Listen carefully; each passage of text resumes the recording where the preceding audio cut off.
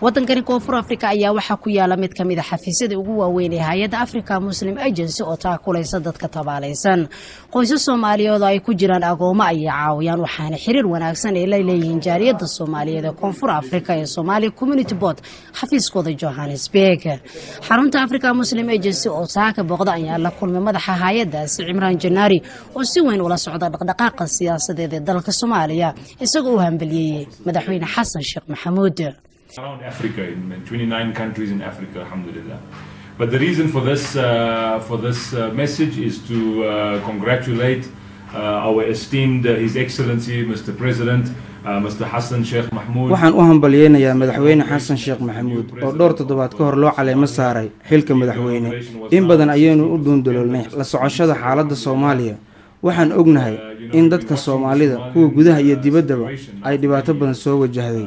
laakiin ay yihiin dad aad ugu adag diintooda dhaqankooda iyo hamitaankooda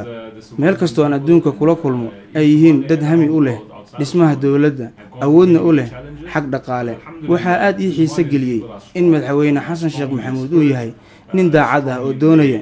inuu xoogga saaro dib u heshiisiin dhismaha dalka caafimaadka iyo dhaqaalaha in developing the economy and most importantly also is good governance and alhamdulillah I think those points and those priorities are key in any government and especially a new government that can develop the future. Imraan sidoo kale waxa uu ballan qaaday inay sii xoojin doonaan adeegyada ay u qabtaan ummadda Soomaaliyeed wada shaqayn toosana ay la yeelan doonaan safaaradda iyo safiirka cusub ee Soomaaliya South Africa oo soo magacaawday mudane Sayid Xasan Shariif Imraan markale waxa uu faahfaahinaya waxqabadka hay'adda As you know, Africa Muslim Agency Direct Aid International is an organization that's based out of Kuwait.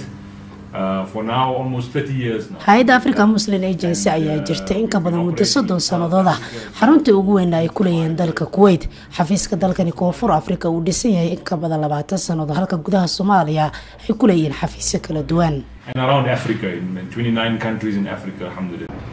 Hay'adda Africa Muslim Agency ayaa qoysas agoomo oo ku nool waddankani koonfur Afrika gaar ahaan magaalada Johannesburg ayaa waxay ka caawiyaan nolol maalmoodkooda